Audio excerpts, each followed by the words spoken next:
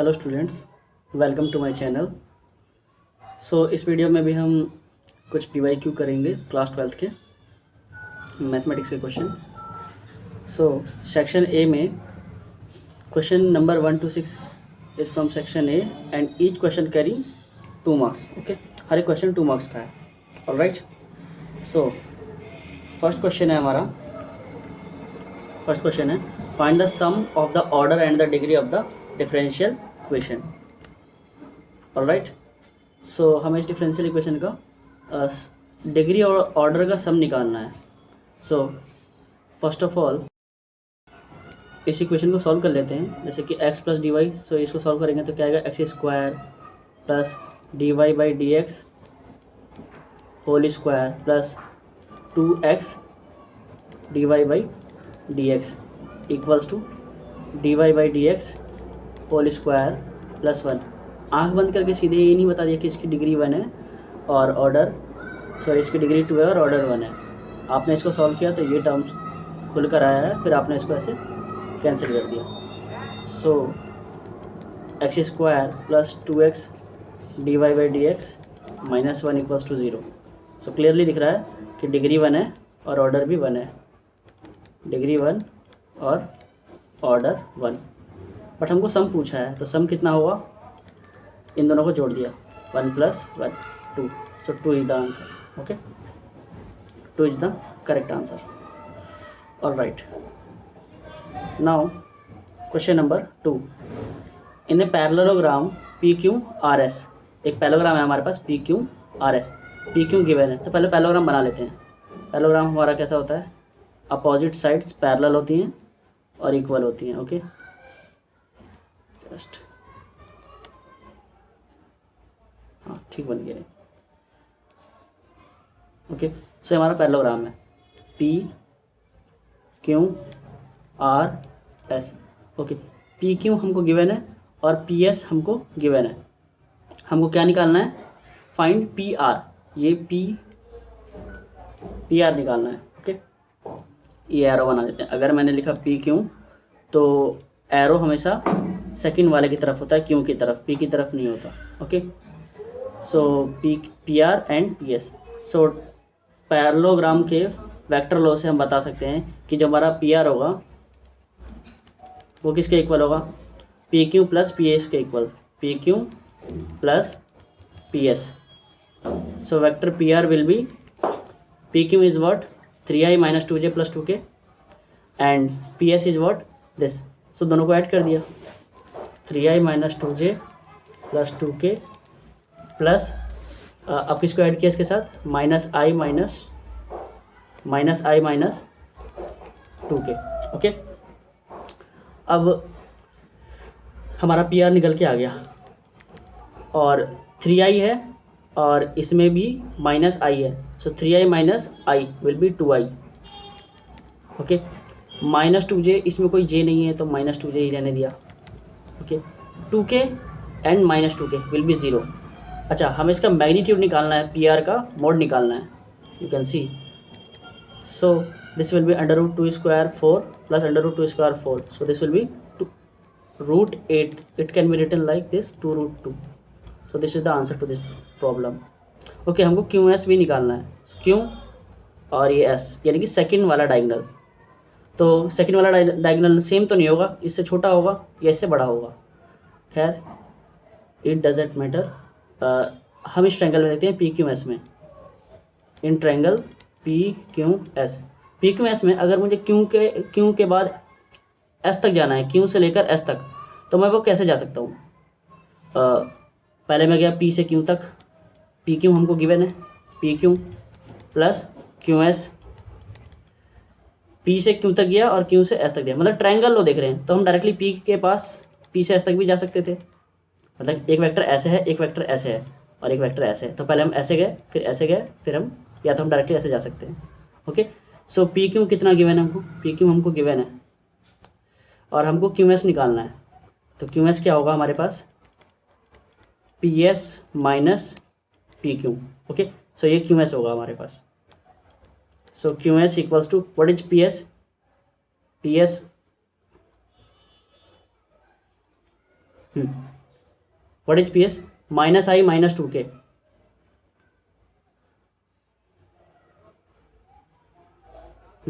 Minus i minus 2k, इसमें से हमें माइनस करना है किसको? पी क्यू को।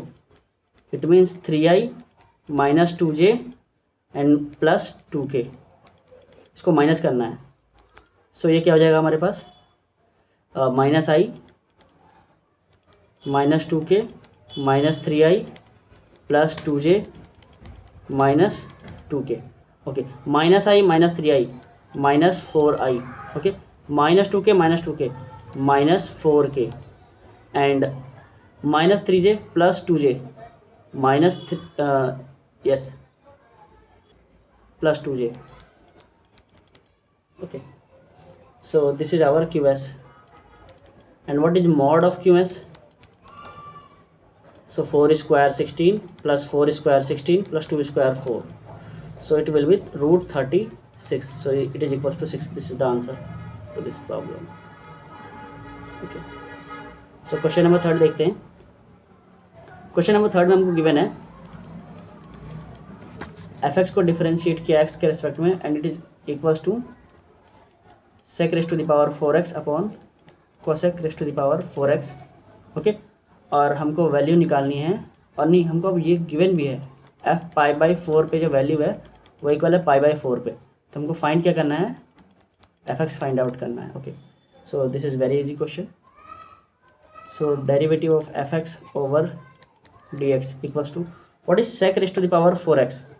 सो this is 1 by cos raised to the power 4x, और cosec raised to the power 4x को हम sine raised to the power 4x लिख सकते हैं। इसका मतलब साइन अपॉन कॉस, और साइन अपॉन कॉस कितना होता है? 10x, so this can be written like 10 raised to the power 4x। Okay, और इसको हम ऐसे लिख सकते हैं 10 raised to the power 4x into dx, so taking integration both side. अब बेसिकली इसको इंटीग्रेट करना है, तो डी ऑफ एफ एक्स का इंटीग्रेशन क्या होता है? F of x. इसको इंटीग्रेशन करने के लिए हमने 10 स्क्वायर लिया, 10 स्क्वायर एक्स, अच्छा, और 10 square x into 10 square x लिख सकते हैं। उस वाले 10 स्क्वायर एक्स को मैंने लिख दिया सेक स्क्वायर एक्स माइनस 1, क्योंकि ये रिलेशन आपको पता होना चाहिए। सेक स्क्वायर एक्स क्लास 10th में आपने पढ़ा होगा, ये होता है।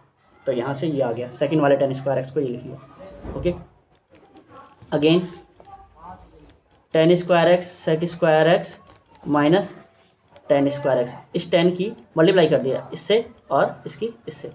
ओके, अगेन इसका इंटीग्रेशन तो पॉसिबल है बट फिर भी लिख लिया माइनस 10 स्क्वायर एक्स को और क्या लिख सकते हैं? Again sec square x minus 1, sec square x, अच्छा इससे पहले माइनस है, चलो ठीक है, सेक स्क्वायर एक्स माइनस 1, और इससे पहले माइनस है ना, तो अगर हम इसको सेपरेट लिखना चाहें तो प्लस हो जाता है ये, ठीक है। ओके, अब इसको टी लेट कर लिया, 10x को अगर मैंने लेट कर लिया, 10x को late 10x equals to T, तो इसका डेरिवेटिव क्या होगा? Sec square x d x equals to d t. तो यहाँ अगर इसको टी लेट किया तो टी स्क्वायर, अच्छा यहाँ डी एक्स लगा लिया सभी में, तो t square sec square d x को क्या लिख सकते हैं? डी टी माइनस इसका डेरिवेटिव क्या होगा और इंटीग्रेशन क्या होगा? 10x, सेक स्क्वायर का इंटीग्रेशन 10x होता है, माइनस माइनस प्लस 1, तो इसका हो जाएगा हमारे पास x। ओके, और इसका करना है, अच्छा एक कांस्टेंट भी आता है c, तो ये हमारा समथिंग कॉल्ड fx आ गया। ओके, t का इंटीग्रेशन क्या होता है? T cube by 3, T cube by 3 को मैं डायरेक्टली 10 क्यूब, क्योंकि t हमारा 10x है, तो 10x बाई 3 और इसका क्यूब, याद रखना है 10x का क्यूब है, होल क्यूब नहीं है। ओके, 10x क्यूब है, minus 10x plus x, okay, plus c, ये मेरा fx आया है। अच्छा, अब मैं इसकी पाई बाई 4 पे वैल्यू निकालता हूँ, पाई बाई 4 पे ये पाई बाई 4 के इक्वल है। ओके, तो अगर मैं इसकी वैल्यू निकालूँ एफ ऑफ पाई बाई 4, तो 10 पाई बाई 4 कितना होता है? 1, तो ये 1/3 माइनस 10 पाई बाई 4 1 प्लस ये कितना हो जाएगा? x पाई बाई 4, क्योंकि x की जगह पाई बाई 4 रख रहे हैं ना, c, और ये वैल्यू किसके इक्वल है? पाई बाई 4 के, ये दिया हुआ है ना, f of pi by 4 is equals to pi by 4, यानी कि x की जगह पाई बाई 4 लिखा, तो एफ ऑफ पाई बाई 4 भी पाई बाई 4 ही है। सो ये कैंसिल हो गया, तो c कितना आएगा? 1 माइनस 1/3, तो सी कितना जाएगा 3 minus 1, so it means this is equals to 2/3। तो हमारा फाइनल सोल्यूशन आ गया, बस सी की जगह लिख दिया। तो हमारा एफ एक्स क्या आ जाएगा 10x³/3 minus 10x plus x plus 2/3। This is our required solution. Okay, so that was another easy question. Okay, next question करते हैं log x minus 3। Next integration question है इसका, और पार्ट में ही है। log x minus 3 upon log x raise to the power 4 dx। Okay, basically इसका integration solve करना है। तो log x का क्वेश्चन में अगर कुछ समझ में नहीं आया तो log x को ही टी लेट कर लिया। ओके, सो यहाँ से x इक्वल्स टू क्या होगा एक्सपोनेंशियल ऑफ t। कैसे? log की डेफिनेशन होती है ये, log x, इसका बेस e है, इसका बेस e है, नहीं लिखा तो भी समझ में आता है कि e है। तो ये जो हमारा आर्गूमेंट होता है ये बेस होता है, तो बेस की पावर राइट हैंड साइड होता है, ये राइट हैंड साइड की जो भी वैल्यू होती है उसकी पावर हो जाती है। तो ऐसे log की डेफिनेशन दी जाती है। ओके, सो यहाँ से dx कैलकुलेट किया मैंने, तो एक्सपोनेंशियल t, फिर t का कर दिया तो dt। ओके, सो अब वैल्यूज पुट करते हैं हम। log x कितना है हमारे पास t, सो t minus 3 upon log x कितना है हमारे पास, log x इज t, सो t raise to the power 4। Okay, और dx कितना है exponential t dt। Okay, very good, so this is equals to i। सो अब अच्छा, एक रूल आपने पढ़ा होगा कि एक होता है हमारे पास f(x) और एक होता है हमारे पास f'(x), मतलब कि जस्ट इसका डेरिवेटिव इसके समीशन में रखा हुआ होना चाहिए और बाहर होना चाहिए एक्सपोनेंशियल x। तो इसका जो हमारा इंटीग्रेशन होता है, इसका इंटीग्रेशन अगर हम करेंगे तो वो क्या आएगा एक्सपोनेंशियल x इनटू में f(x) प्लस c। ओके, सो देखते हैं कुछ इस टाइप से ये बन जाए। तो t/t raise to the power 4 कितना होगा 1/t³ minus 3/t raise to the power 4 exponential t dt। अब मैंने इसको चेक कर लिया, मान लिया ft मैंने लेट किया 1/t³ को, और f' ये दिखाना होता है, सॉरी डबल डैश नहीं, f', यानी कि इसका derivative of 1/t³ equals to, इसको और कैसे लिख सकते हैं, सो -3 और एक पावर और घटा दिया तो -4। सो ये तो आ गया इसके इक्वल, तो इसको ऐसे लिख लिया, जस्ट यहाँ प्लस कर दिया और यहाँ इसको माइनस में लिख दिया। ओके, सो ft है और इसका f' भी है, इसका मतलब इसका इंटीग्रेशन क्या होगा एक्सपोनेंशियल t और ये ft, तो इसका मतलब मल्टीप्लाई कर दिया, तो 1/t को कैसे मल्टीप्लाई करोगे तो यही आएगा। ओके, अब वैल्यूज पुट कर दिया, तो t कितना था, ये जो हमारा एक्सपोनेंशियल t था वो किसके इक्वल था, अब वो तो x के इक्वल था, तो न्यूमरेटर में x आ गया, एक्सपोनेंशियल t जो हमारा x के इक्वल था।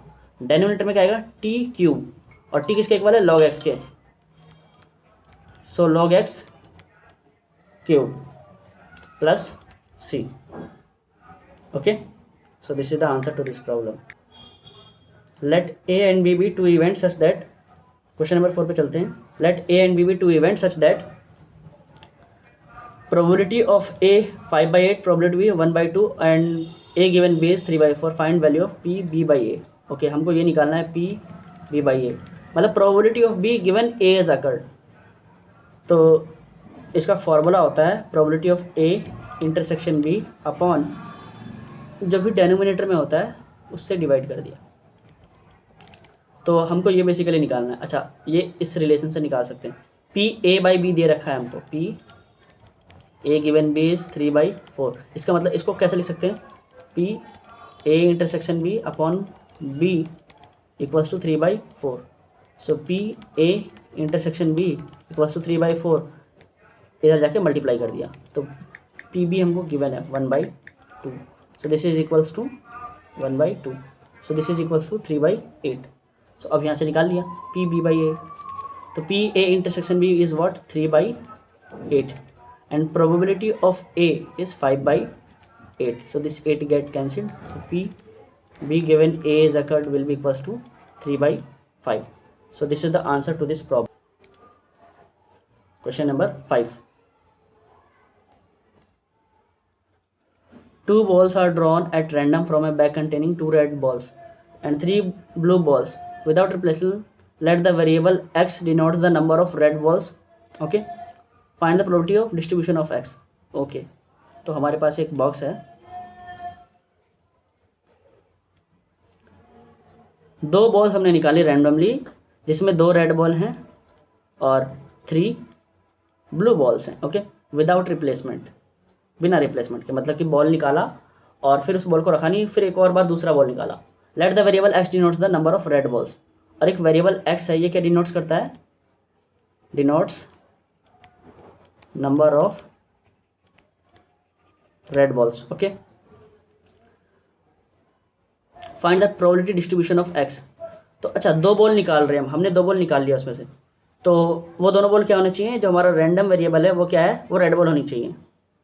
ठीक है, तो इसकी क्या क्या पॉसिबिलिटी हो सकती है? तो जो रेड बॉल होगा, हो सकता है दोनों बार निकाला तो एक बार में तो एक भी बार रेड नहीं आया, इसका मतलब क्या आया? और दोनों बार ब्लू रेड नहीं आया, इसका मतलब दोनों बार ब्लू बॉल आ गया. हो सकता है एक बार रेड आया. अब x तुम्हारा 0 हो सकता है, x 1 हो सकता है और x 2 भी हो सकता है. ओके, तो पहले हम देख लेते हैं probability of x equals to 0 की. 0 की मतलब एक भी बार रेड बॉल नहीं आया तो क्या आया? अगर एक भी बार रेड बॉल नहीं आया तो ब्लू बॉल आया होगा. अब ब्लू बॉल तुम्हारे टोटल कितने हैं? 3 और 3/5. अब हमने एक ब्लू बॉल निकाल दिया, चलो, तो कितने ब्लू बॉल बचे? 2 बचे. कितने में से? 4 में से. सो ये probability of x equals to 0 के लिए है, क्योंकि हम 2 बॉल निकाल रहे हैं ना. 2 बॉल्स आर ड्रॉन. ओके, सो कितना आ जाएगा ये? 2 2 जा 4, सो 3/10 ये आ गया. ओके, अब प्रोबेबिलिटी हम निकालेंगे फॉर x इक्वल्स टू 0 1 के लिए. 1 के लिए का मतलब होता है कि मान लिया पहली बार में ब्लू बॉल आया, फिर रेड आया, या उल्टा पहले ही रेड आ गया फिर ब्लू बॉल आ गया. तो देख सकते हो ये इक्वल हो जाएगा 2BR के. तो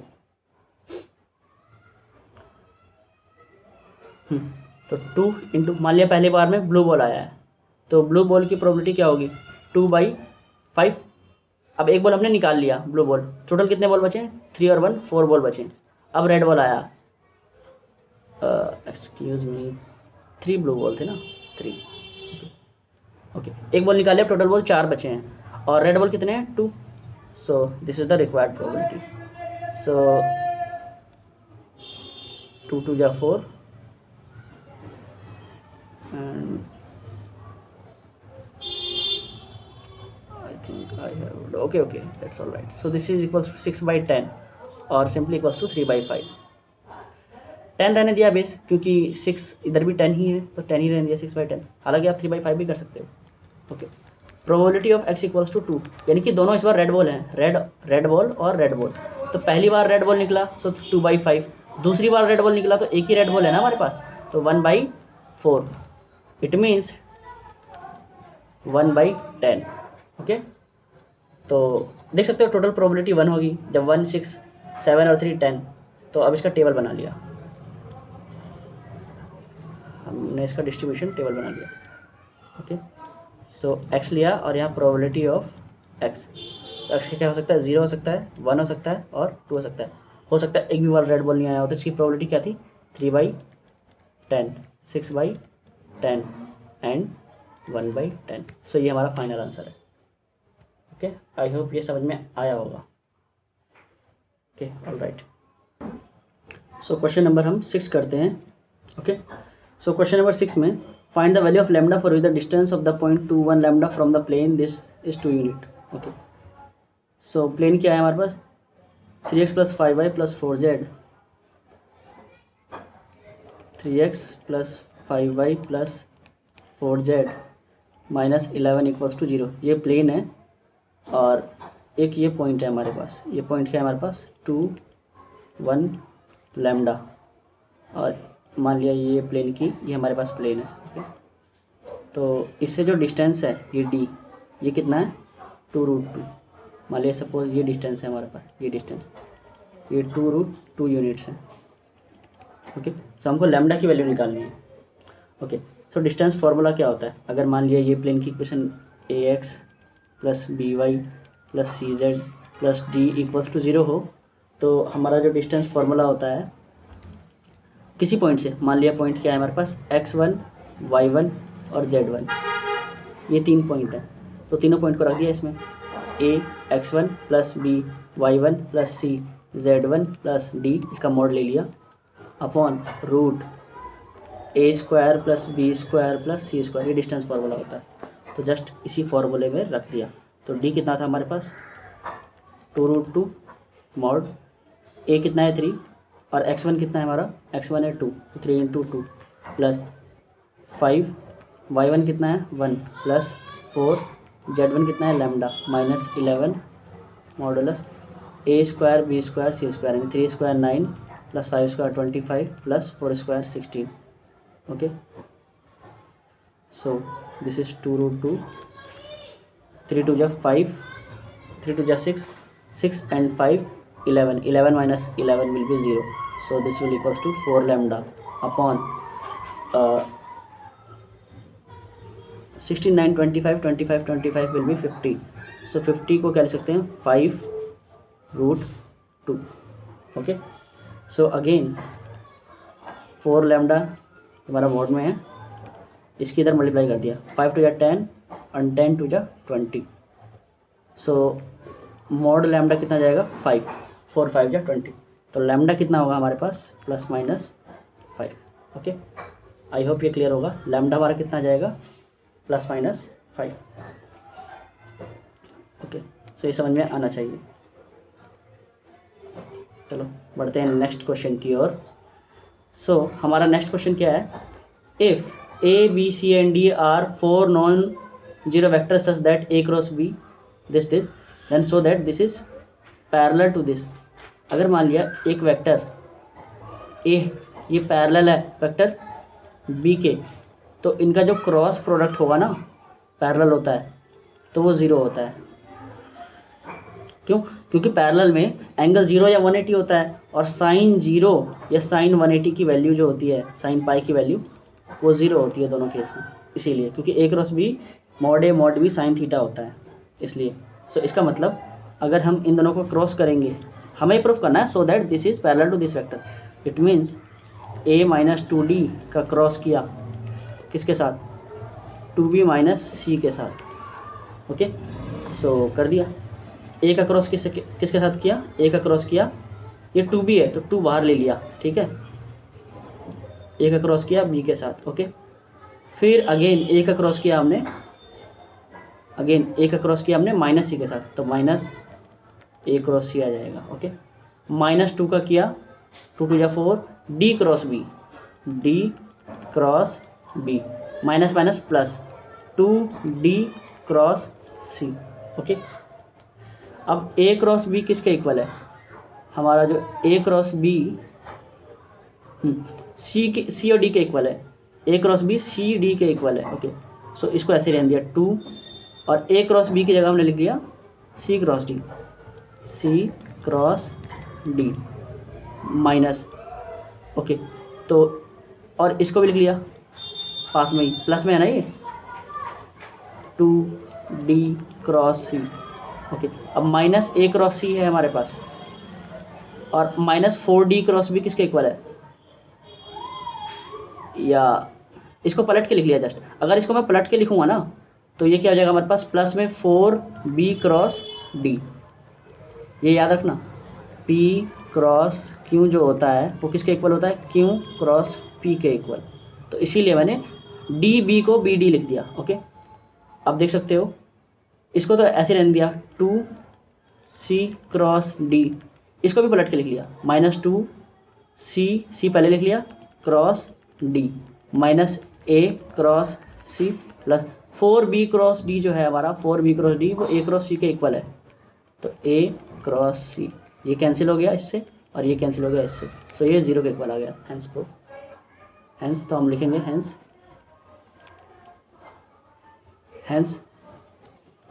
a minus 2d vector is parallel to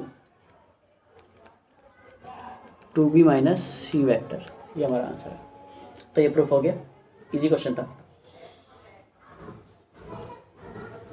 okay, now next question, the two adjacent sides of a parallelogram are represented by this adjacent side है पैरेललोग्राम के, find the unit vector parallel to its diagonals. Okay, तो ये भी parallelogram law of vector addition से question लिया हुआ है। तो ये दो पैरेलल वेक्टर दिए, ये दो एडजेसेंट वेक्टर दिए हैं 2i minus 4j minus 4k, 2i minus 4j minus 5k। एक वेक्टर तो ये है, सपोज करो ये a है, ओके, जो ये वाली वेक्टर है वो a है, और ये b वेक्टर भी गिवन है। ये कितना गिवन है? 2 2 3, 2i plus 2j plus 3k, ये वेक्टर भी गिवन है। Okay, find the unit vector parallel to its diagonals. हमें एक यूनिट वेक्टर निकालना है जिसके डायगोनल्स के पैरेलल हो। पैरेलल टू डायगोनल्स बोला है या डायगोनल बोला है? डायगोनल्स का है, यानी कि दोनों डायगोनल्स निकालने हैं। एक तो ये वाला भी डायगोनल निकालना है, इसको मान लिया D1 बोल दिया, और एक ये वाला भी डायगोनल निकालना है, इसको मान लिया D2 बोल दिया। ठीक है, तो डायगोनल D1 तो निकालने पहले। Diagonal D1 is nothing but sum of these two vectors, तो सम कर दिया, 2 और 2 4i। आप तो सम करके लिखना 4i कैप। अच्छा, सब में कैप लगा देना, ठीक है, वैसे ना लगाओ तो भी चलेगा, हायर क्लासेस में नहीं लगाते वैसे। 2 minus 4, 2 minus 4 will be minus 2j, सो यहाँ प्लस नहीं आएगा, minus 2j, okay, because 2 minus 4। 3 minus 5, 3 minus 5 will be minus 2k। अच्छा, अब यूनिट वेक्टर बना दिया, तो यूनिट वेक्टर कैसे बनाते हैं? इस वेक्टर को इसके मैग्नीट्यूड से डिवाइड कर दिया, तो इसका मैग्नीट्यूड क्या होगा? 16 प्लस 4 प्लस 4। ओके, सॉल्व कर लेना अपने। ये D1 वेक्टर का यूनिट वेक्टर आ गया। ओके, अब D2 वेक्टर निकालना है, तो D2 वेक्टर कैसे निकालेंगे? तो D2 वेक्टर जो है, मान लिया मैंने इसको A B C, पैरेललोग्राम बनाना हो तो ऐसे बना सकते थे जस्ट, ठीक है, ये एक्सटेंड कर लिया। तो इस वेक्टर में, इस ट्रायंगल में ये वाला vector, vector A plus vector D1, sorry D2, ये वाला D2 है ना, जो ये वेक्टर है ये D2 है, तो वेक्टर A प्लस D2 ये किसके इक्वल होगा? B के इक्वल। तो D2 वेक्टर निकाल लिया, क्या होगा? B minus A। ओके, अच्छा, इस क्वेश्चन में the two adjacent sides of parallelogram are represented by this, find the unit vector parallel to its diagonals. अच्छा, यहाँ पे प्लस माइनस हो जाएगा, प्लस माइनस हो जाएगा। ओके, क्यों प्लस माइनस हो जाएगा? क्योंकि इसके पैरेलल तो एक तो ये वाला भी होगा और ये वाला भी होगा, ठीक है, डायगोनल्स के पैरेलल, इसलिए। तो सिमिलरली यहाँ भी प्लस माइनस आ जाएगा जब इसको सॉल्व कर लेंगे, तो हम तो पहले सॉल्व कर लेते हैं। D2 वेक्टर B माइनस है, ठीक है, तो B में से A को माइनस कर दिया, तो 2 में से 2 गया 0, 2j में से 4j गया 6j, ओके, और 3 में से 5 गया, हाँ 3 में से 5 गया, तो 3 minus 5 will be what? 8k, तो प्लस 8k। ओके, और इसका यूनिट वेक्टर निकाल दिया। D2 तो आ गया हमारे पास, D2 का यूनिट वेक्टर कितना आएगा? 6j plus 8k, 36 plus 64, so this will B 6i plus 8k upon ये 10 हो जाएगा। ओके, ये आ गया 6j, सो ये आंसर आ जाएगा हमारे पास। अच्छा, यहाँ प्लस माइनस लगा देना। अच्छा, अब क्या कहा है इस क्वेश्चन में? कुछ और बात भी है क्या? Find the area of the parallelogram also using diagonal, तो डायगोनल्स का यूज़ करके एरिया ऑफ पैरेललोग्राम निकालना है। ओके, सो जो डायगोनल्स का यूज़ करके एरिया आता है, एरिया वो कितना होता है? Half D1 cross D2। Parallelogram का एरिया ही होता है हाफ D1 क्रॉस D2। तो पहले इनका क्रॉस किया, फिर उसका डिटर्मिनेंट ले लिया, तो D1 क्रॉस D2 निकाल लेते हैं। पहले D1 क्रॉस D2 कैसे निकालेंगे? I J K। ओके, अच्छा, इसमें क्या है? 4 minus 2 minus 2, 4 minus 2 minus 2। Okay, अब साइन वाइन पे डिपेंड नहीं करता, वो लास्ट में अपने आप सॉल्व के, एरिया तो हमारा मॉड होता है तो अपने आप पॉजिटिव आ जाएगा। 4 माइनस 2 माइनस 2, और I कितना है इसमें? 0, 6 8, सॉल्व कर लिया। सो I, ये डिलीट, ये डिलीट। ओके, यस,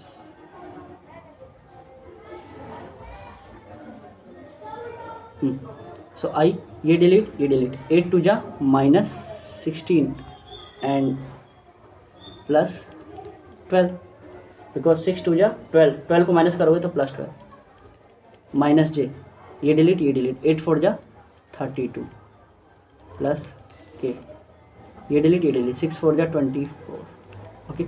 सो हमारा कितना आ गया ये D1 क्रॉस D2 और D1 क्रॉस D2 कितना आ गया हमारे पास -4i -32j and +24k okay. So area ले लिया इसका D1 क्रॉस D2 का डिटर्मिनेंट ओके।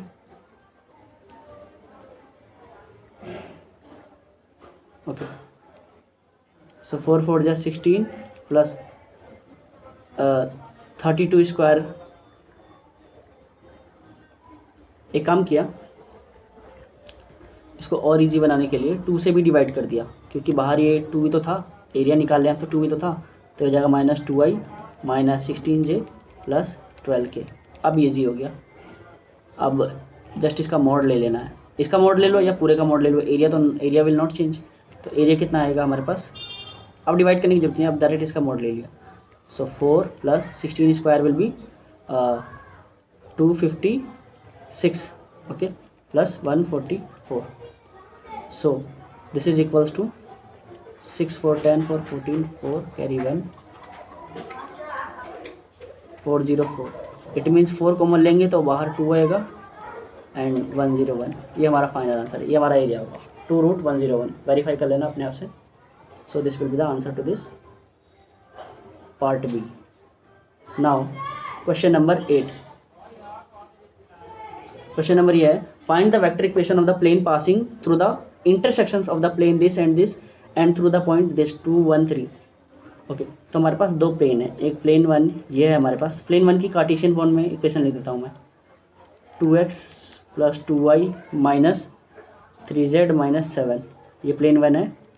और प्लेन 2 क्या है हमारे पास, 2x + 5y + 3z - 9 = 0 ओके। ये प्लेन 2 है। तो सपोज करो ये हमारे पास प्लेन 1 है और एक प्लेन हमारे पास ये है, तो हाँ जैसा भी हो, और ये मान लिया इसका पॉइंट ऑफ इंटरसेक्शन है। तो इसके पॉइंट ऑफ इंटरसेक्शन से एक प्लेन पास कर रही है हम, मान लिया P। Let plane P passing through the point of intersection of P1 and P2। Plane P1 यहाँ प्लेन लिख लेना, plane P1 and P2। So equation of क्या होगी, इक्वेशन ऑफ प्लेन P क्या होगी, P = P1 + λP, ये होगी P1 + λP। So plane P की इक्वेशन क्या होगी हमारे पास, P1 कितना है हमारे पास, P1 है 2x + 2y - 3z - 7 plus lambda times 2x + 5y + 3z - 9 okay. So ये प्लेन की इक्वेशन होती है। याद रखना हमेशा इस फॉर्म में रखते हैं। अगर कोई तीसरा प्लेन किसी दो प्लेन के पॉइंट ऑफ इंटरसेक्शन से पास करती है तो उस तीसरे प्लेन का इक्वेशन होता है P1 + lambda times P2 okay. अब इसको थोड़ा अरेंज करके लिख लिया। कैसे अरेंज करके लिख लिया, x कॉमन ले लिया, x बाहर ले लिया। अब जब x बाहर ले लिया तो अंदर क्या आएगा, यहाँ से 2 आएगा और यहाँ से +2 लैम्डा।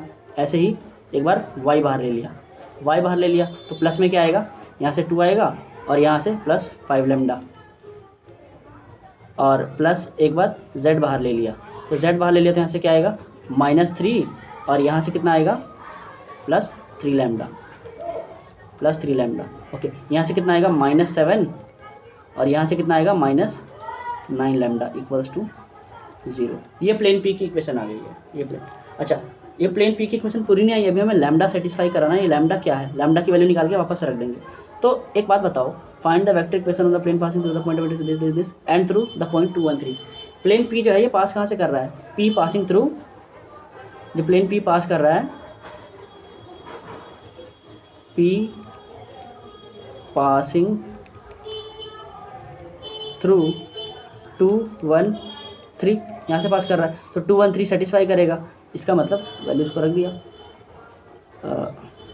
2 + 2 लैम्डा और x कितना है 2 + 2 + 5 लैम्डा और y कितना है 1 प्लस -3 + 3 लैम्डा और z कितना है 2 1 3, सो 3 -7 - 9 लैम्डा = 0। यहाँ से सॉल्व करके लैम्डा की वैल्यू निकाल लिया। Okay, so 2 2 = 4 plus 2 3 3 = -9 and -7, 2 2 = 4 lambda plus 5 lambda plus 9 lambda = 0। So 5 4 9 9 18 lambda, 18 lambda = okay 4 2 6 6 - 7 will be -1 -1 and -1 9 10, so this is equals to 10 क्योंकि ये नेगेटिव नंबर आता। ओके 16 में से 6 गया 10, तो 10 इस तरह जाके positive, so lambda will B 10/18। Okay, I hope ये क्लियर होगा। सो 2 5 = 10, 2 9 = 18, 5/9, लैम्डा 5/9 आ जाएगा। लैम्डा की वैल्यू यहाँ पुट करना, सॉल्व करना, आपको आंसर मिल जाएगा। ओके, आंसर कितना आएगा मेरे ख्याल से लगता है ये आएगा 38x plus 68y and plus 3z। Solve कर लेना, अपने आप ही आंसर आ जाएगा, बस लैम्डा की वैल्यू से पुट कर देना। लॉजिक यही होगा, इसी लॉजिक से क्वेश्चन करना है। क्वेश्चन नंबर 9 का A part, dx over, I am sure ये कर लोगे। इसका आंसर कमेंट करना ज़रा मुझको, ठीक है, कितना आता है इसका आंसर मुझे कमेंट करना। सो √x प्लस, अच्छा इसको क्या लिख सकते हैं x⁻⁴ 1/3। सिमिलरली इसको x⁻⁴ 1/2। इस क्वेश्चन में इसको और क्या लिख सकते हैं x⁻⁴ 1/2। ओके, सो 1/2 है 1/3 है, तो 3 और 2 का एलसीएम कितना होता है 6। इसका मतलब इस क्वेश्चन में x⁻⁴ 1/6 को आप t लेट कर लेना। सो यहाँ से x कितना आ जाएगा t⁻⁶। ओके, सो यहाँ से dx कितना होगा 6t⁵ dt। ओके ओके, सो वैल्यूज़ को पुट कर देते हैं हम। dx कितना है 6t⁵ dt ओवर x⁻⁴ 1/2 है। अच्छा x कितना है हमारे पास t⁻⁶ और इसकी पावर कितना है 1/2, तो 2 3 = 6। इसका मतलब इसकी जगह हम क्या लिखेंगे t³ प्लस x⁻⁴ 1/5। x कितना है t⁻⁶, सो ये t²। सो जब आप नीचे से t² कॉमन लोगे तो t² कैंसिल हो जाएगा, तो 6t³ आएगा ऊपर और नीचे t plus this will be 1। Okay, dt, yes.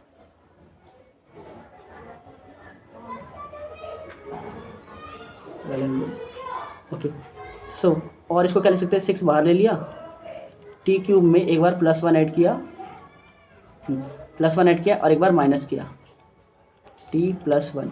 Okay, so again 6, इसको ऐसे लिख लिया t³ dt, t³ + 1 upon t + 1 minus 1 upon t + 1। Okay, ऐसे लिख लिया dt। ओके, आई होप ये क्लियर होगा। सो अगेन इसको जब आप ओपन करोगे t³ + 1 को, जैसे हमें पता है एक a³ + b³ को हम कैसे लिख सकते हैं, क्या एक्सप्रेशन होता है a + b × a² + b² + ab। Similarly यहाँ भी वही किया, t + 1 × t² + 1² + -t, यहाँ माइनस आता है तो -t + 1 ये आएगा upon t + 1 -1 upon t + 1। Okay, dt, so this will get cancel. तो इसका इंटीग्रेशन क्या होगा t³ cube by 3 minus t square by 2 plus t minus log t plus y, यह आ जाएगा प्लस सी। अब टी पुट कर दिया। ओके, तो टी कैसे पुट करेंगे यहाँ पे, हमारा टी कितना था, x raised to the power 1/6। Okay, so अगर मैंने यहाँ पे टी की जगह x raised to the power 1/6 रखा और ये यहाँ पे पावर 3 है, तो यहाँ पे कितना आएगा, रूट एक्स। इसकी जगह क्या लिख सकते हैं, root x by 3 minus t square है, तो इसको लिख सकते हैं root cube root of x.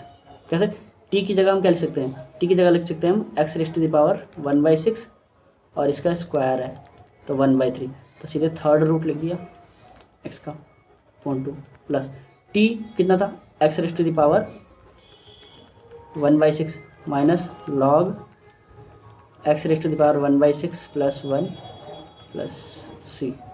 ये हमारा आंसर है, ये पूरा हमारा कंप्लीट सॉल्यूशन हो गया। ओके, हमने क्या किया, टी लेट किया था, फिर टी को एलिमिनेट कर दिया। ओके, नाउ नेक्स्ट क्वेश्चन करते हैं।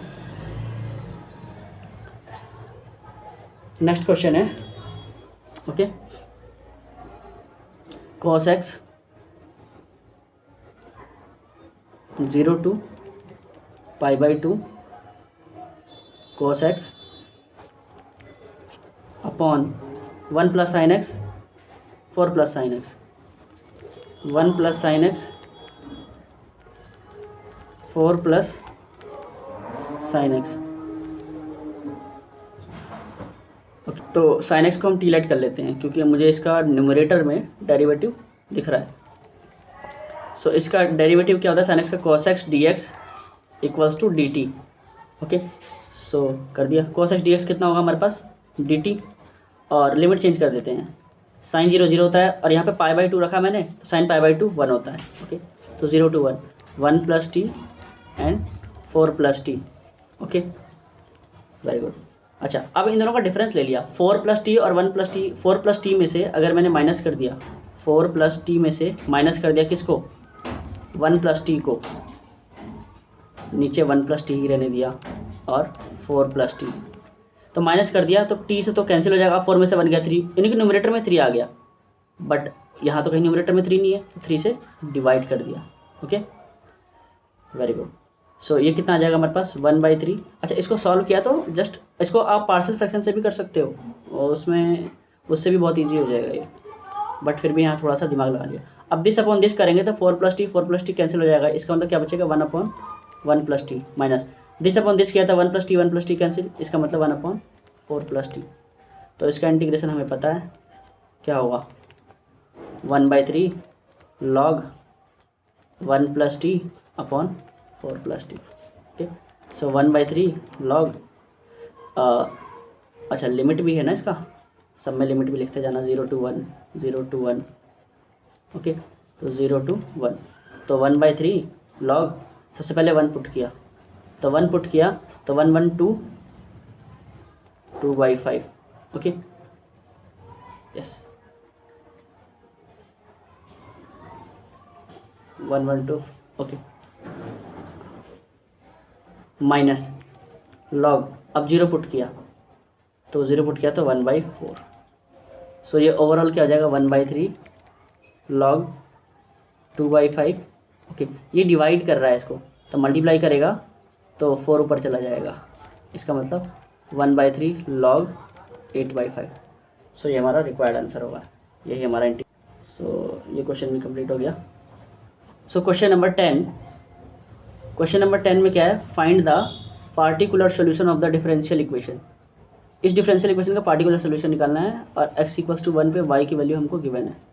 ओके, सो एक काम करते हैं, इसमें ना हम दोनों तरफ x से डिवाइड कर देते हैं, दोनों तरफ x से डिवाइड किया तो dy/dx प्लस x से इसको डिवाइड किया तो 1 हो गया ये, सो ये हमारा cos स्क्वायर y/x हो गया equals to y/x। So dy/dx कितना आ गया हमारे पास, y/x minus cos square y/x। अब तुम देख सकते हो ये होमोजीनियस है। ओके, सो होमोजीनियस है तो हम क्या लेट करते हैं, y को vx लेट कर लेते हैं। सो dy/dx कितना हो जाएगा हमारे पास, x dv/dx प्लस v। कैसे आया, एक बार पहले हमने क्या किया, v को किया डिफरेंशिएट, तो v को किया तो x एज इट इज रहा और v को कर दिया तो dy/dx। अब इस तरफ v को ऐसे ही रहने दिया, x को कर दिया तो x का तो 1 होता है। ओके, सो इसमें प्रोडक्ट रूल लगा दिया। अब यहाँ पे dy/dx की जगह हम क्या लिख सकते हैं, dy/dx की जगह लिख दिया हमने v plus x dv/dx equals to y/x की जगह क्या लिख सकते हैं हम, v minus cos square v। Okay, so this we get cancelled. Okay, so यहाँ से क्या आएगा, dv over cos square v equals to इस तरफ क्या होगा, dx ओवर x माइनस ले लिया और इंटीग्रेशन बोथ साइड ले लिया। ये सेक स्क्वायर v है, सेक स्क्वायर v का इंटीग्रेशन क्या होता है, tan v equals to log x plus c ले लिया ऐसे। ओके, सो यहाँ पे minus tan y/x equals to log x plus c। So अब क्या वैल्यू गिवन है हमको, x इक्वल्स टू 1 पे y π/4 है, x इक्वल्स टू 1 पे y π/4 है। Okay, so minus tan y कितना है, π/4 और x 1 है, log 1 प्लस c। तो c कितना आ जाएगा हमारे पास, ये तो 0 हो गया, तो c कितना आएगा, -1।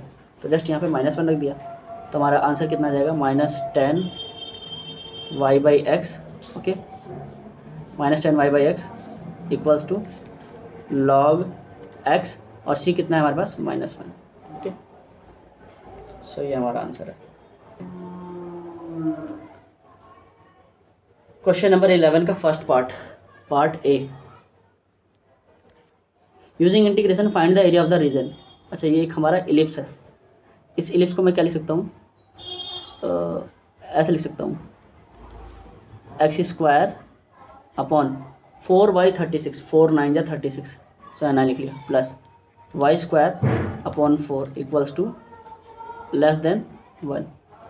सो देख सकते हो इलिप्स कैसा बनेगा हमारे पास।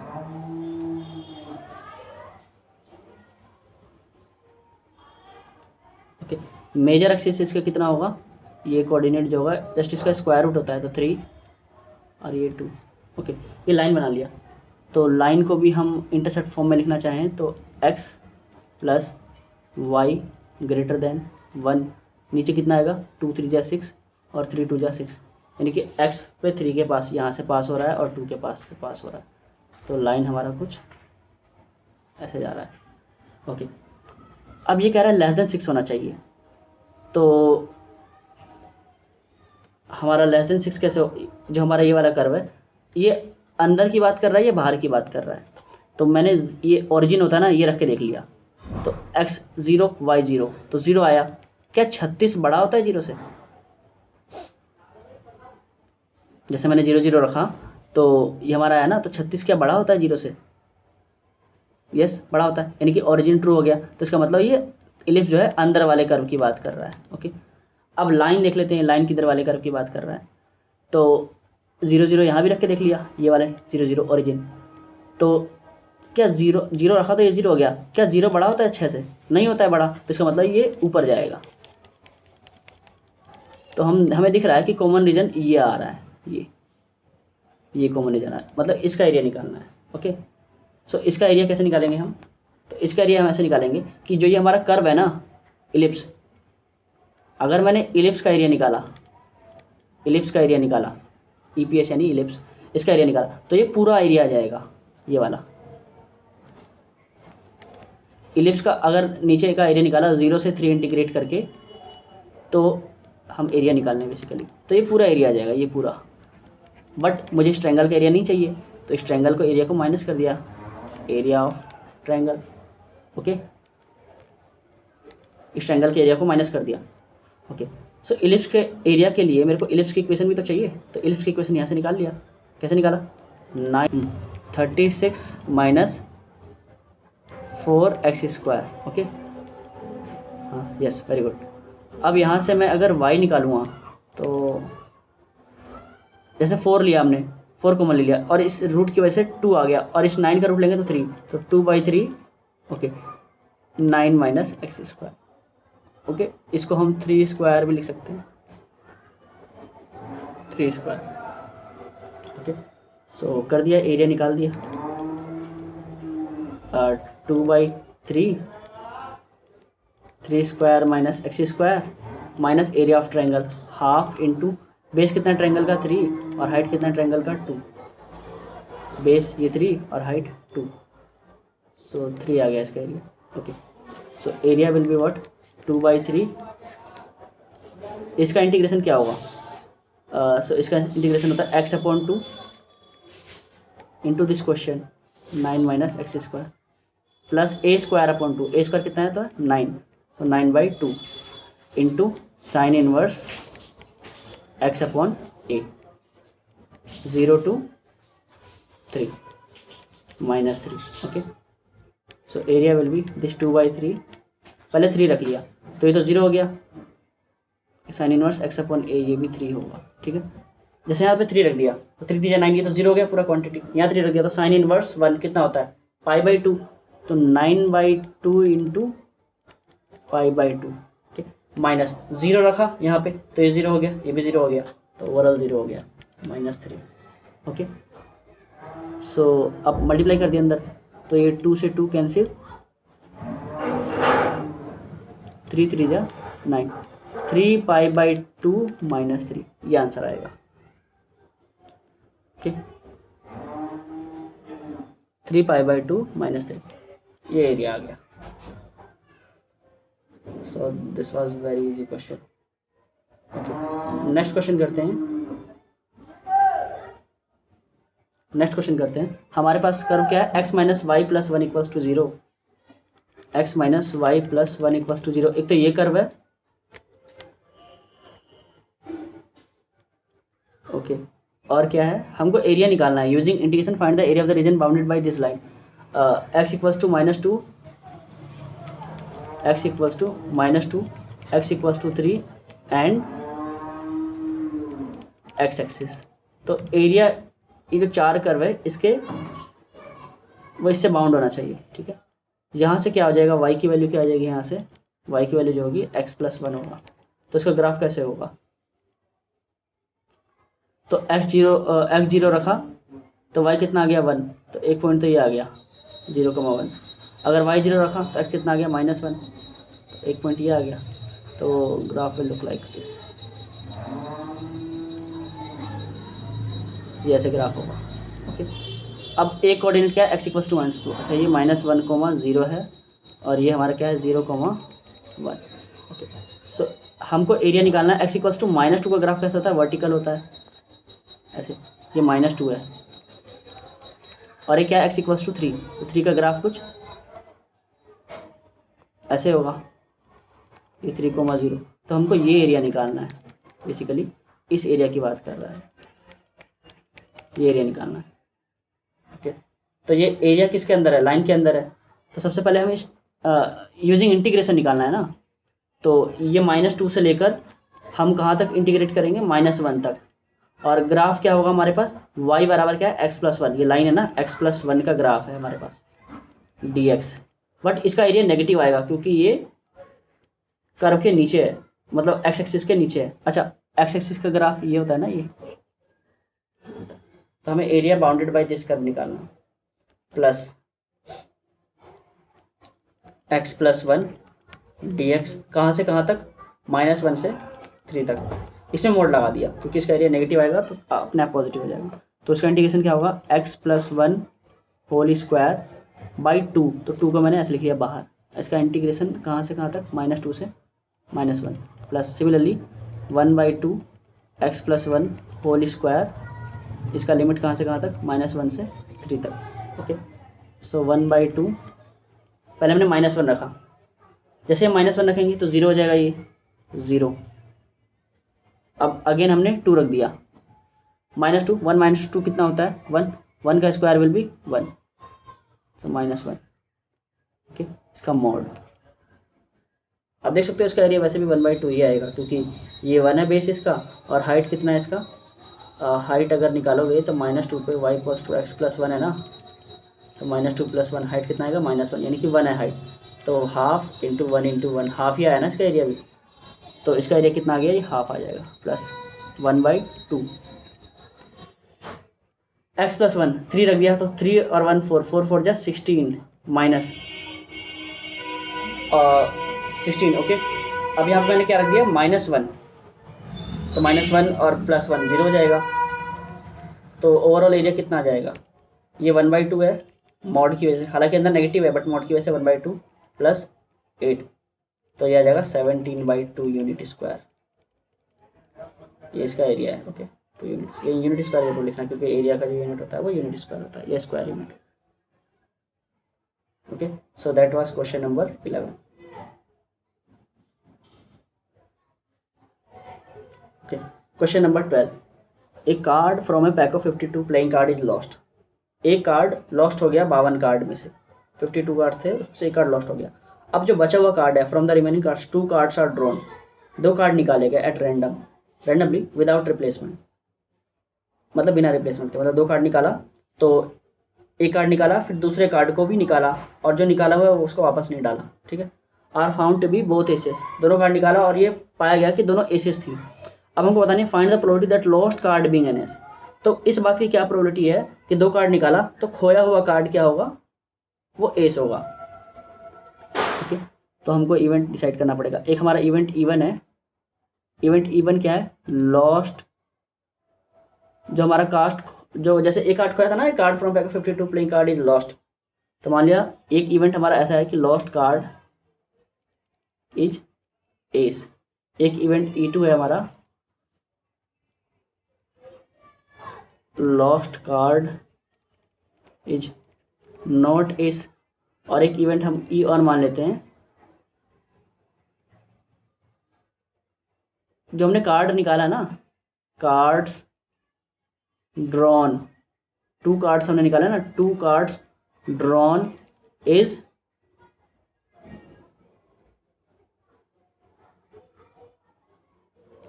एस। ओके, हमने कार्ड ड्रॉन निकाला, जो हमने कार्ड निकाला है वो एस है। ठीक है, okay, 2 card drones R S. Okay, चलो, तो प्रोबेबिलिटी ऑफ इवेंट इवन क्या होगा, इवेंट इवन की प्रोबेबिलिटी क्या होगी, लॉस्ट कार्ड इज एस, जो कार्ड खोया हुआ था वो एस है, तो एस टोटल कितने होते हैं 4C1, मतलब 4 एस होते हैं, 4 में से कोई भी एक कार्ड खो गया। ठीक है, अपॉन, हो सकता है 52 में से भी एक हो सकता है ना, तो कितना हो जाएगा 4/52, इट मीन्स 1/13। अब प्रोबेबिलिटी ऑफ नॉट ई, तो कितना आएगा 1 - 1/13, इसका मतलब 12/13। जो हमने कार्ड खोया था वो एस था, तो उसकी प्रोबेबिलिटी कितनी आएगी 1/13, और इसकी प्रोबेबिलिटी कितनी आ जाएगी, जो कार्ड हमारा lost card is not an S. ठीक है, 12/13। तो जो कार्ड खोया था वो एस नहीं था, उसकी प्रोबेबिलिटी 12/13, जो कार्ड खोया था अगर वो एस हुआ तो उसकी प्रोबेबिलिटी 1/13 होगी। ओके, अब हमको क्या निकालनी है, प्रोबेबिलिटी ऑफ ई, किसकी, दोनों कार्ड की, एस की। कब, जब इवन हो चुका है, मतलब कार्ड एक खो चुका है, मतलब जो हमारा कार्ड एक खोया था वो एस था, तो अब हमको निकालना है। तो जब वो एस था तो एस की प्रोबेबिलिटी क्या होगी, बचे हुए कार्ड में से, बचे हुए कार्ड में से एस की क्या प्रोबेबिलिटी होगी, तो बचे हुए कार्ड में तो 3 ही एस था ना, तो 3 में से कोई भी 2 एस निकाल लिया, अपॉन टोटल कितने कार्ड है, 3 में से कोई भी एस निकाल लिया, टोटल तो हमारे 51 है ना, एक कार्ड खो गया था, तो 51 में से टोटल कितने, 2। Okay, again probability of E given E2 as a card. Okay, अब जब इवेंट E2 हो चुका है, event lost card is not ace, मतलब खोया हुआ कार्ड एस नहीं था, कुछ और था, तो खोया हुआ कार्ड एस नहीं था, तो टोटल एस कितने थे, 4, 4 में से कोई भी 2 एस सेलेक्ट कर लिए, अपॉन टोटल कितने कार्ड थे 51, yes, alright, very good, 51C2।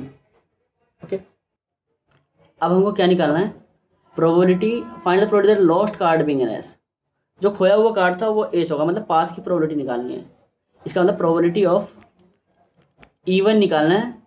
ठीक है, given E is a card, तो उसका फॉर्मूला क्या होता है, probability of E1 P E given E1 upon probability of E1 नीचे टोटल प्रोबेबिलिटी आती है E1 plus probability of E2 P E given E2 is occurred, ये फॉर्मूला होता है हमारा।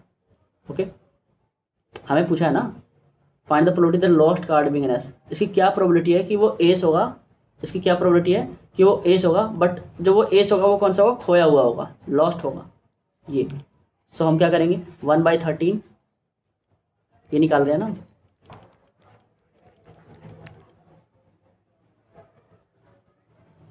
1/13 into 3C2 upon 51C2, 1/13 3C2 upon 51C2 plus 12/13 into 4C2 51C2। अगर question समझ में नहीं आया तो वीडियो को एक बार फिर से देख लिया, आ जाएगा समझ में। ओके, सो 1/13 इंटू 3C2, 3C1 होता है जो कि 3 आएगा, 51C2 अगर हम सॉल्व करेंगे तो 51 इंटू 2 टाइम्स 50 अपॉन 2 25, तो 25 इंटू 51 कर लेना, अपॉन यहाँ से भी 3C2 3C1 होता है तो 3 upon 13 into 51C2 again 51 into 50 upon 2 25, okay, plus 12/13। Okay, so 4C2 कितना होगा, 4C2 हमारा होगा 4 इंटू 3 अपॉन 2 6 अपॉन ये अगेन 13 इंटू 51C मैं कह रहा हूँ, तो ये 51 इंटू 25। ओके, सो देख सकते हो ये कैंसिल हो गया तीनों में, ये जो 25 इंटू 51 है ना ये कैंसिल हो गया। ओके, सो न्यूमरेटर में क्या बचा 3/13 और डिनोमिनेटर में क्या बचेगा 3/13 प्लस 72/13, तो अगेन ये कितना आएगा 3/13 अपॉन ये नीचे 72 और ये 75/13, 13 गेट कैंसिल, 3 1 जा 3 25, तो आंसर कितना आएगा हमारे पास 1/25, ये आंसर हो गया ना। तो इसको ऐसे सॉल्व करना। ओके, ये करने की जरूरत भी नहीं थी, यहाँ से ये वैसे भी कैंसिल हो रहा था, कॉमन था ना यहाँ से 1/51C2 कॉमन ले लेना तो कैंसिल हो जाता। ओके, और ये 13 भी तो कैंसिल हो रहा था ना, तो इसको भी कैंसिल कर दिया, तो ऐसे डायरेक्टली कर सकते थे 3C2 upon 3C2 plus 4C2 directly कर सकते थे। ऑलराइट, सो ये एक अच्छा क्वेश्चन था। ओके, नेक्स्ट क्वेश्चन करते हैं। हमको आई क्या गिवन है, ये आई निकालना है 0 to pi x upon 1 plus sine x, तो प्रॉपर्टी लगा दी। प्रॉपर्टी कौन सी है, यूजिंग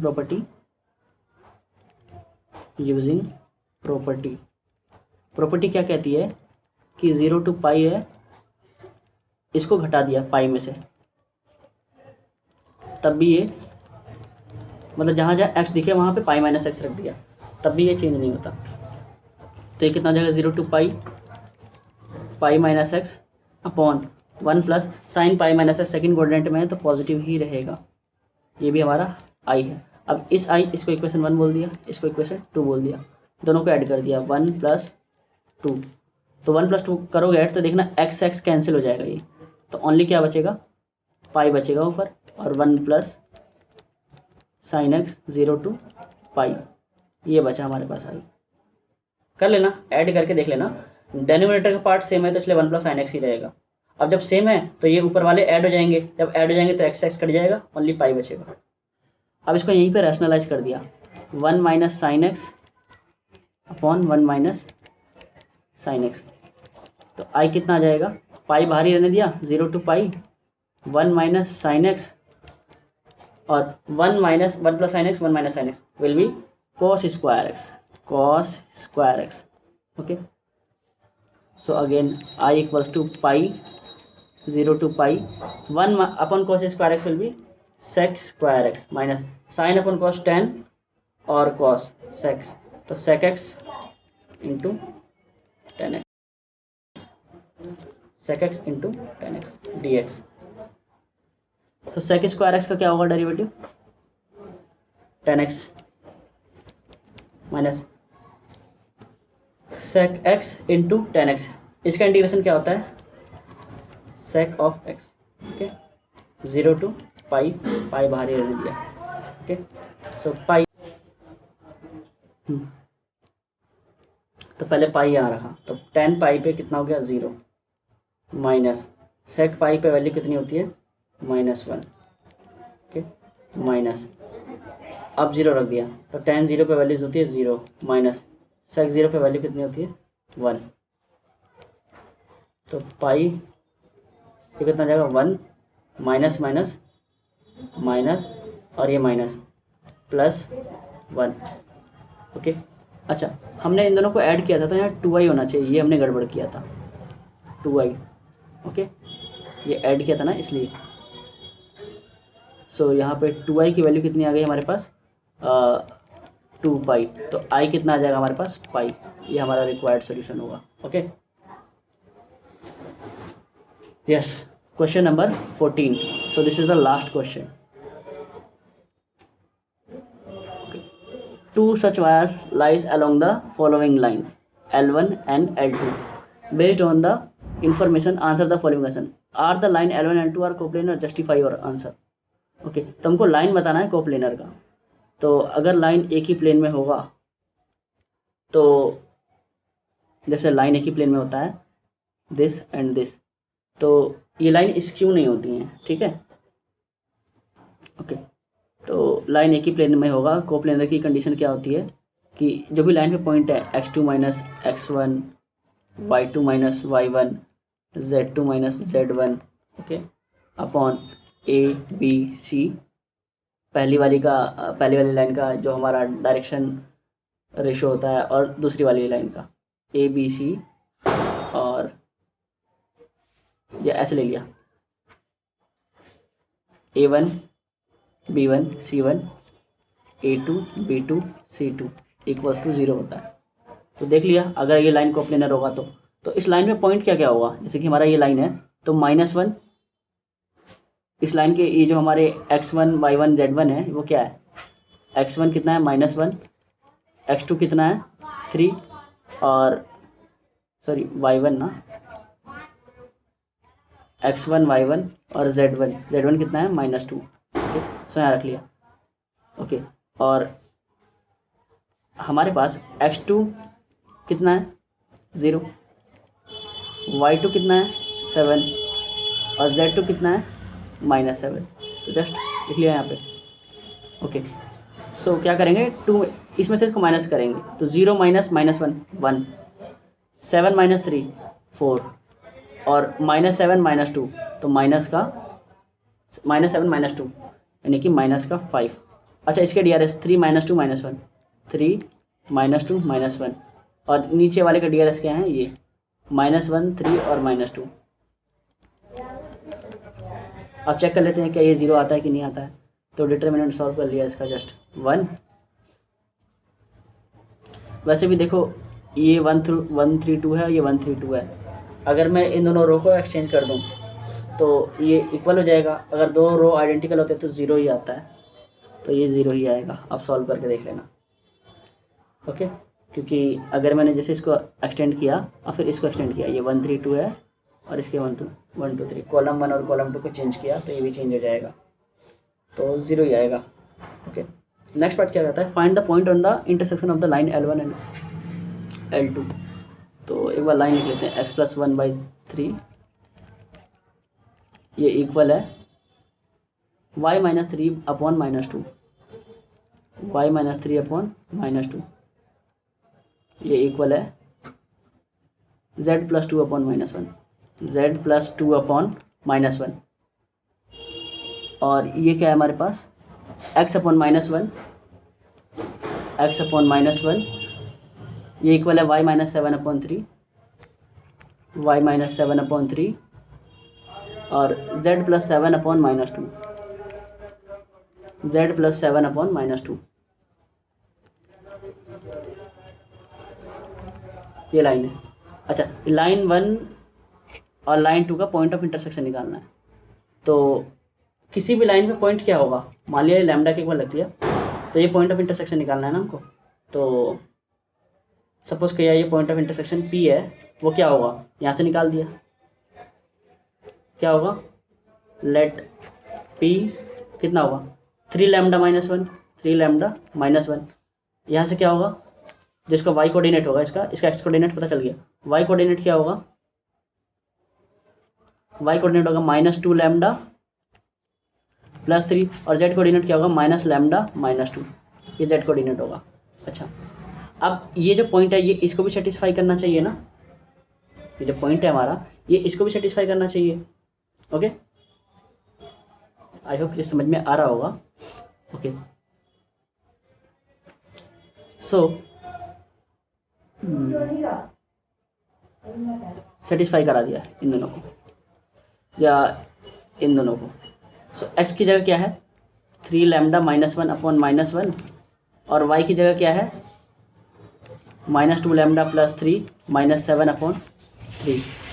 तो यहाँ से सॉल्व कर दिया, 3 3 जा 9 लैम्डा -3, 2 लैम्डा -3 प्लस 7।